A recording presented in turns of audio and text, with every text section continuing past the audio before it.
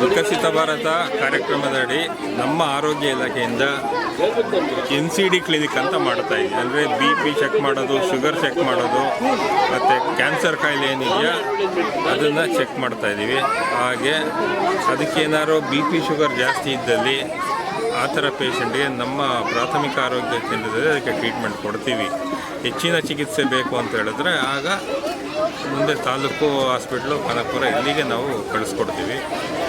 ಹಾಗೆ ಈ ಪ್ರೋಗ್ರಾಮ್ ಅಡಿಯಲ್ಲಿ ನಮ್ಮ TB ಸಂಬಂಧಪಟ್ಟ ಹಾಗೆ ಈಗ ನಾವು ಒಂದು TB ಪೇಷಂಟು ಕಂಡಿಡಿದಾಗ ಐಡೆಂಟಿಫೈ ಮಾಡಿದಾಗ ಆ ಪೇಷಂಟ್ಗೆ ನಾವು ಫ್ರೀಯಾಗಿ ಟ್ರೀಟ್ಮೆಂಟ್ ಕೊಡ್ತಾ ಇದ್ದೀವಿ. 6 ತಿಂಗಳ ಟ್ರೀಟ್ಮೆಂಟು ಫ್ರೀಯಾಗಿ ಕೊಡ್ತೀವಿ. ನಮ್ಮ ಇದು ಸರ್ಕಾರ ಇದು ಪ್ರಾಥಮಿಕ ಆರೋಗ್ಯ ಯೋಜನೆಯಿಂದ ಸರ್ಕಾರದ ವತಿಯಿಂದ. ಹಾಗೆ ಅವರಿಗೆ ಒಂದೊಂದು ಪೇಷಂಟ್ಗೂ ತಿಂಗಳಿಗೆ 500 ರೂಪಾಯಿ ಸೆಂಟ್ರಲಿಂದ ಅವರಿಗೆ ಕೊಡ್ತಾ ಇದ್ದೀವಿ. ಒಂದು 6 ತಿಂಗಳು ಅವರೇನು ಊಟ ಪೌಷ್ಟಿಕಾಹಾರ ತಿನ್ನೋದ ಉದ್ದೇಶದಿಂದ ಅವರಿಗೆ ತಿಂಗಳಿಗೊಂದು ಸಲ 500 ರೂಪಾಯಿ ಸೆಂಟ್ರಲಿಂದ ಕೊಡ್ತಾ ಇದ್ದಾರೆ. ಹಾಗೆ ಇನ್ನೊಂದು ನಿಕ್ಷಯ ಮಿತ್ರ ಅಂತ ಹೇಳ್ತೀವಿ. ನಿಕ್ಷಯ ಮಿತ್ರ ಅಂತ ಹೇಳಿದ್ರೆ ಪೇಷಂಟ್ನ ದತ್ತು ತಗೊಳ್ಬೇಕು. ಆ ಥರ ಯಾರು ದತ್ತು ತಗೊಳ್ತೀವಿ ಅಂತ ಮುಂದೆ ಬಂದಲ್ಲಿ ಅವ್ರಿಗೆ ಯಾವುದೇ ರೀತಿ ಒಂದು ಸಹಾಯ ಮಾಡ್ಬೋದು. ಒಂದು ಪ್ರೋಟೀನ್ ಪೌಡ್ರ್ ಕೊಡ್ಬೋದು, ಮೊಟ್ಟೆ ಕೊಡ್ಬೋದು, ಇನ್ನೊಂದು ಯಾವುದೇ ರೀತಿಯ ಸಹಾಯ ಮಾಡ್ತೀವಿ ಅಂತ ಅವ್ರನ್ನ ನಿಕ್ಷಯ ಮಿತ್ರ ಅಂತೇಳಿ ನಾವು ಗುರುಸ್ಬಿಟ್ಟು ಅವ್ರನ್ನ ನಾವು ಅಡಾಪ್ಟ್ ಮಾಡ್ತಾಯಿದ್ದೀವಿ. ಪೇಷಂಟ್ ಯಾರೇ ಮುಂದೆ ಬಂದರೂ TB ಪೇಷಂಟ್, ಒಂದು TB ಪೇಷಂಟ್ನ ಅಥವಾ ಅವ್ರಿಗೆ ಎಷ್ಟಾಗುತ್ತೋ ಅವ್ರ ಕೈಲಿ ಎಷ್ಟಾಗುತ್ತೋ ಅಷ್ಟು ಪೇಷಂಟ್ನ ಅಡಾಪ್ಟ್ ಮಾಡ್ಕೊಳ್ಬೋದು. ಹಾಗೆ ಈ ಆಯುಷ್ಮಾನ್ ಕಾರ್ಡ್ ಅಂತೇಳಿ ABPMJY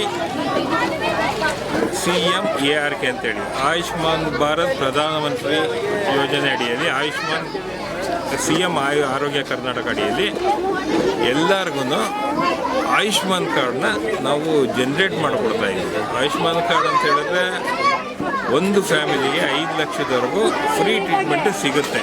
ಫ್ರೀ ಟ್ರೀಟ್ಮೆಂಟ್ ಅಂತ ಹೇಳಿದ್ರೆ ಫಸ್ಟು ಡೈರೆಕ್ಟ್ ಪ್ರೈವೇಟ್ ಸಿಗಲ್ಲ, ಫಸ್ಟು ಗೌರ್ಮೆಂಟ್ ಹಾಸ್ಪಿಟ್ಲ್ಗೆ ಹೋಗಬೇಕು. ಅಲ್ಲಿ ಅವರಿಗೆ ಅದೇನಾರು ಆ ಚಿಕಿತ್ಸೆ ಸಿಗಲ್ಲ, ಇನ್ನು ದೊಡ್ಡ ಹಾಸ್ಪಿಟ್ಲಿಗೆ ಹೋಗಬೇಕು ಅಂತ ಹೇಳಿದ್ರೆ ಅಲ್ಲಿ ಹೋಗಿ ಅಲ್ಲಿ ಈಗ ನಮ್ಮ ಗೌರ್ಮೆಂಟಿಂದ ಸರ್ಕಾರದಿಂದ ಯಾವುದು ಹಾಸ್ಪಿಟಲ್ಸು ಎಂಪನಲ್ ಮಾಡ್ಕೊಂಡಿದ್ರು ಆ ಹಾಸ್ಪಿಟ್ಲಲ್ಲಿ ಅವರಿಗೆ 5 ಲಕ್ಷದವರೆಗೂ ಫ್ರೀಯಾಗಿ ಟ್ರೀಟ್ಮೆಂಟ್ ಸಿಗುತ್ತೆ. ಇದನ್ನು ನಮ್ಮ ಆರೋಗ್ಯ ಇಲಾಖೆಯಿಂದ ಮಾಡ್ತಾ ಇದ್ದೀವಿ. ಇದು ಜನರಿಗೆ ಆಲ್ರೆಡಿ ನಾವು ತಿಳಿಸ್ಕೊಟ್ಟಿದ್ದೀವಿ, ಮತ್ತು ಈ ಪ್ರೋಗ್ರಾಮ್ ಅಡಿಯಲ್ಲಿ ಇನ್ನೊಂದು ಸಹ ತಿಳಿಸ್ಕೊಡ್ತೀವಿ.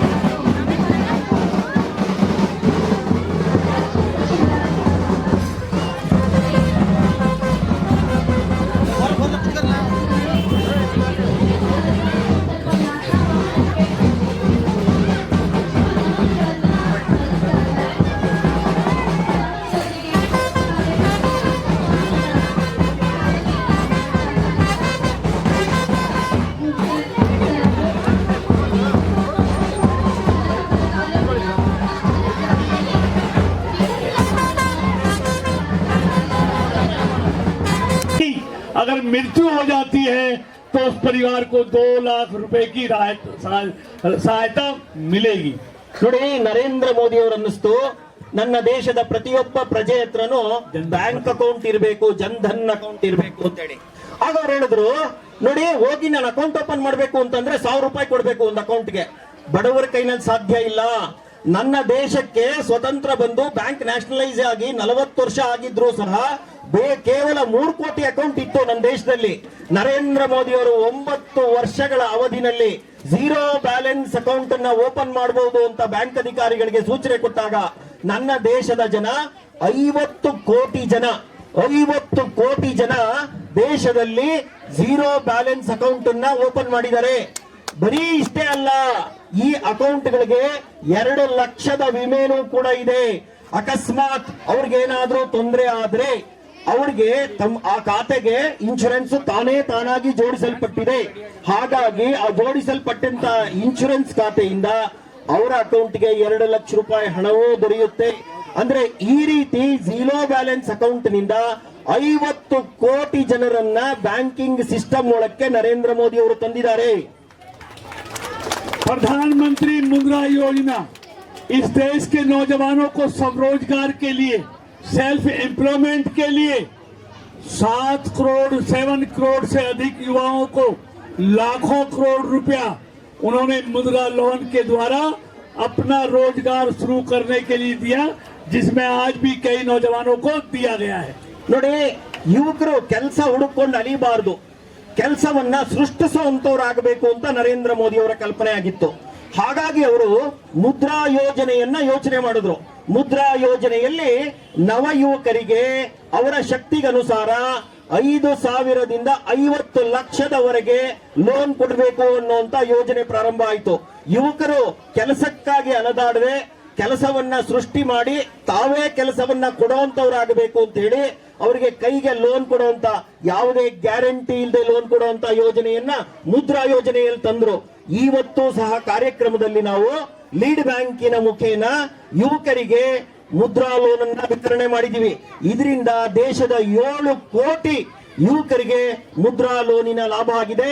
ಹೊಸ ಸಣ್ಣ ಉದ್ದಿಮೆಗಳನ್ನ ಪ್ರಾರಂಭ ಮಾಡಿದ್ದಾರೆ. ಲಕ್ಷಾಂತರ ಜನಕ್ಕೆ ಉದ್ಯೋಗವನ್ನ ಸೃಷ್ಟಿ ಮಾಡಿಕೊಟ್ಟಿದ್ದಾರೆ ಆ ಯುವಕರು. इसी तरह मोदी जी ने महिलाओं के सशक्तिकरण के लिए, महिलाओं को स्वरोजगार के लिए पहले सेल्फ हेल्प ग्रुप बहुत सीमित संख्या में थे. मोदी जी की सरकार आने के बाद हमारे बहनों के सेल्फ हेल्प ग्रुप जो हजारों में थे, नरेंद्र मोदी जी ने मातृ वंदना योजना उन गरीब बहनों के लिए, जब वो फर्स्ट टाइम प्रेग्नेंट होती हैं तो उनके पेट में पलने वाले बच्चे को अच्छी खुराक मिले, उनको 5,000 रुपए प्रति बहन को देने की योजना बनाई, उसको लागू किया. ನೋಡಿ, ಮಾತೃ ವಂದನಾ ಯೋಜನೆ ಅಂತ ಒಂದು ಯೋಚನೆ ಮಾಡಿದ್ರು ನರೇಂದ್ರ ಮೋದಿ ಅವರು. ಅಂದ್ರೆ ಬೇಟಿ ಬಚಾವ್ ಬೇಟಿ ಪಡಾವ್ ಅನ್ನುವಂತ ಒಂದು ಯೋಚನೆ. ಅದರಲ್ಲಿ ಏನಿತ್ತು ಅಂದ್ರೆ, ಮಗುನಲ್ಲಿ ಹೊಟ್ಟೆಲಿರುವಂತ ಮಗು ಯಾವ್ದಾದ್ರೂ ಆಗ್ಬೋದು, ಮಗುನೇ. ಆ ಮಗುವನ್ನ ಉಳಿಸ್ಬೇಕು ಅಂತಂದ್ರೆ ತಾಯಿಗೆ ಒಳ್ಳೆಯ ಪೋಷಣೆ ಸಿಗಬೇಕು, ಹಾಗೆ ಅದಕ್ಕೆ ಇಂಜೆಕ್ಷನ್ಗಳು ಅದೆಲ್ಲವೂ ಕೂಡ ಸಮಯಕ್ಕೆ ಸರಿಯಾಗಿ ಸಿಗಬೇಕು, ಕೈನಲ್ಲಿ ಒಂದ್ ಸ್ವಲ್ಪ ಮಹಿಳೆಯ ಜೊತೆ ಹಣ ಇರಬೇಕು. ಹೀಗಾಗಿ ಆ ಮಹಿಳೆಗೆ 5,000 ರೂಪಾಯಿ ಮೊತ್ತವನ್ನ ಆಕೆ ಅಕೌಂಟ್ಗೆ ತಲುಪಿಸಿ, ಆಕೆ ಪ್ರಥಮ ಬಾರಿ ಗರ್ಭಿಣಿಯಾದಾಗ ಒಳ್ಳೆಯ ಪೋಷಕಾಂಶಗಳು, ಸರಿಯಾದಂತಹ ಇಂಜೆಕ್ಷನ್ಗಳು ಸಿಕ್ಕಿ ಕೈನಲ್ಲೂ ಒಂದ್ ಸ್ವಲ್ಪ ಹಣ ಇದ್ದು ತಾನು ಒಳ್ಳೆಯ ಮಗುವನ್ನ ದೇಶಕ್ಕೆ ಕೊಡಬೇಕು ಅನ್ನೋ ರೀತಿಯಲ್ಲಿ ತಯಾರಾಗುವಂತಹ ಯೋಜನೆಯನ್ನ ದೇಶಕ್ಕೆ ಕೊಟ್ಟಿದ್ದಾರೆ. ಸರ್ಕಾರದ ಕೈ ಸೇರಿದ ತಕ್ಷಣನೇ ನಿಮ್ಮ ಅಕೌಂಟಿಗೆ ಕಳೆದ 5 ವರ್ಷಗಳಿಂದ 6,000 ರೂಪಾಯಿ ಬರ್ತಾ ಇದೆ. ದೇಶದ 11.5 ಕೋಟಿ ರೈತರಿಗೆ ನಿರಂತರವಾಗಿ 5 ವರ್ಷದಿಂದ 6,000 ರೂಪಾಯಿ ಅಕೌಂಟ್ಗೆ ಡೈರೆಕ್ಟ್ ಬೆನಿಫಿಟ್ ಟ್ರಾನ್ಸ್ಫರ್ ಆಗ್ತಾ ಇದೆ. ಗ್ರಾಮ ಪಂಚಾಯತಿಯ ವ್ಯಾಪ್ತಿನಲ್ಲಿ ಇವತ್ತು ವಿಕಸಿತ ಭಾರತ ಅಂದ್ರೆ ದೇಶದ ಅಭಿವೃದ್ಧಿ, ದೇಶದ ಸುಮಾರು 130 ಕೋಟಿಗಿಂತ ಹೆಚ್ಚಿನ ಜನಸಂಖ್ಯೆ ಇರ್ತಕ್ಕಂಥ ಈ ಒಂದು ಬೃಹತ್ ಪ್ರಜಾಪ್ರಭುತ್ವ ರಾಷ್ಟ್ರವನ್ನ ಪ್ರಪಂಚದ ಅಗ್ರಗಣ್ಯ ರಾಷ್ಟ್ರವನ್ನಾಗಿ ಮಾಡಲಿಕ್ಕೆ ಹೊರಟಿರ್ತಕ್ಕಂಥ ನಮ್ಮ ನೆಚ್ಚಿನ ನರೇಂದ್ರ ಮೋದಿರವರು, ಈ ದೇಶದ ಪ್ರಧಾನಿಯವರು, ಅವರ ಕನಸು ವಿಕಸಿತ ಭಾರತವನ್ನು ಇನ್ನು ಕೆಲವೇ ವರ್ಷಗಳಲ್ಲಿ ಅಭಿವೃದ್ಧಿಶೀಲ ರಾಷ್ಟ್ರವನ್ನಾಗಿ ಮಾಡಬೇಕು ಅಂತೇಳಿ ಹಗಲಿರುಳು ಅವರ ಏನು ಒಂದು ಸಂಪುಟದ ಸಚಿವರನ್ನ ಕಟ್ಟಿಕೊಂಡು ದೇಶವನ್ನು ಅಭಿವೃದ್ಧಿ ಮಾಡ್ತಾ ಇದ್ದಾರೆ. ಜನಸಾಮಾನ್ಯರಿಗಾಗಿ ಬಹಳಷ್ಟು ಕಾರ್ಯಕ್ರಮಗಳನ್ನು ಕೇಂದ್ರ ಸರ್ಕಾರ ಇವತ್ತು ಅನುಷ್ಠಾನಗೊಳಿಸಿದೆ. ಆದರೆ ಆ ಕಾರ್ಯಕ್ರಮಗಳು ಹಳ್ಳಿಗಳಿಗೆ, ಜನಸಾಮಾನ್ಯರಿಗೆ, ಈ ಸಮಾಜದ ಕಟ್ಟಕಡೆಯ ವ್ಯಕ್ತಿಗೆ ತಲುಪಿದೆಯಾ ಅಂತ ನೋಡಲಿಕ್ಕೆ ಇವತ್ತು ನರೇಂದ್ರ ಮೋದಿರವರ ಸಂಪುಟದಲ್ಲಿ ಬೃಹತ್ ಕೈಗಾರಿಕೆ ಮತ್ತು ವಿದ್ಯುತ್ ರಾಜ್ಯ ಸಚಿವರಾಗಿರ್ತಕ್ಕಂಥ ನಮ್ಮ ಹಿರಿಯ ಸಚಿವರು ಕೃಷ್ಣಪಾಲ್ ಗುರ್ಜರ್ ಅವರು ಇವತ್ತು ಕನಕಪುರದ ಜೈ ಹಿಂದ್, ಜೈ ಕರ್ನಾಟಕ ಮಾತೆ. ಧನ್ಯವಾದಗಳು. ನಮ್ಮ ಪರಂಪರೆಯನ್ನು ಗೌರವಿಸುತ್ತೇವೆ, ಏಕತೆಯನ್ನು ಬಲವರ್ಧನೆಗೊಳಿಸುತ್ತೇವೆ ಮತ್ತು ದೇಶವನ್ನು ರಕ್ಷಿಸುವವರನ್ನು ಗೌರವಿಸುತ್ತೇವೆ. ಪ್ರಜೆಗಳಾಗಿ ನಮ್ಮ ಕರ್ತವ್ಯ ನಿಭಾಯಿಸುತ್ತೇವೆ. ನಾವು ಈ ಪ್ರತಿಜ್ಞೆ ಮಾಡುತ್ತಿದ್ದೇವೆ. 2047 ವೇಳೆಗೆ ಭಾರತವನ್ನು ಅಭಿವೃದ್ಧಿ ಹೊಂದಿದ ಮತ್ತು ಸ್ವಾವಲಂಬಿ ರಾಷ್ಟ್ರವನ್ನಾಗಿ ಮಾಡುತ್ತೇವೆ. ವಸಾಹತು ಮನಸ್ಥಿತಿಯ